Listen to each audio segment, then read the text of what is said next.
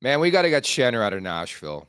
Like, the Preds are an abomination this year. They're so bad now. Riley's banged up week to week. They got Steven Stamkos playing center. He's been a winger for, like, 5 years, but Schenner's not known for his offensive acumen. He's got 1 goal, 28 games.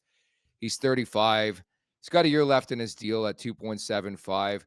I can see a pathway where bringing back Luke Schenn would make sense. Like anywhere you can add depth in your roster, I'm all for it. I think he's an upgrade over Hockenpah. I think he's an upgrade over Myers.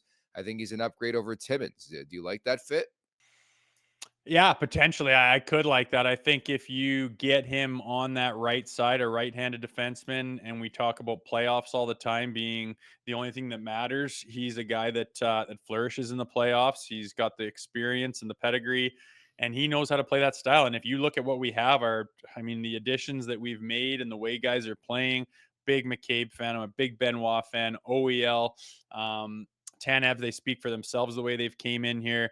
Morgan Rielly still, who's had, chemistry with Luke Schenn in the past. You get him on there, and that makes that back end look absolutely deadly, which is attractive. And how does that work? You got to fit his contract in. I think what happens here is it funnels down to what's going to happen with these forwards. What kind of depth are you looking like up front? If you need to move a guy out or take some money off the table, that could potentially open up something for a Luke Schenn to happen. And based on the way that their season is going, I haven't talked to Luke about it, but I can imagine that it's pretty exciting times in Toronto right now. He has he enjoyed his time. He came back here for a reason. The team has potential to win a bloody Stanley Cup this year. I think there's a lot of reasons that could fit in that. Things are going to have to shake up and go in the right direction here and fall into place for that to happen. But it's something that's attractive for sure.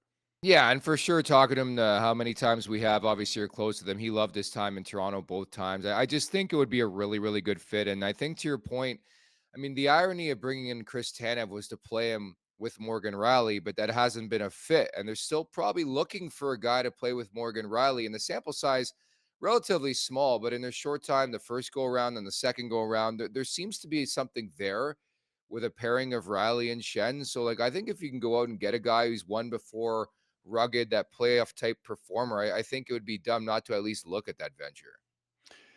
Yeah, and see where it fits. I mean, we've talked about Camp and his, where he fits and slides. He makes a chunk of money, but if you get Camp off the book, sometimes all of a sudden Chenner slides in. How do you get him though? What do you give up? What are they looking for? Obviously, I don't think Nashville has a ton of leverage with how they're doing. I mean, they just need to figure something out. I think their problem is they have no centers. They got a lot of the same handed shot that does the same type of job, and it's just not like, yeah, you got a lot of good players, but no one really went deep into the mainframe there and said, well, who's doing what and who likes to sit at what spot in the stem. They've got guys that like to do the exact same thing with nobody go get them the puck and to set it up. I don't think they're a very well balanced team, although when you look at it on paper they look like really good, but as far as balance, they're screwed, and it has really caught up to them. It's an ugly place. So if that wasn't happening, I would say, well, Shen's just not going to leave Nashville. He's in a good spot with guys that he likes and a good program, a beautiful city, his family's there. You got to think about all the details that go into that. But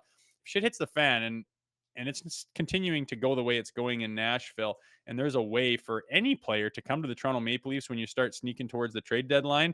I think there'd be a lot of people that'd be willing to take a crack at that.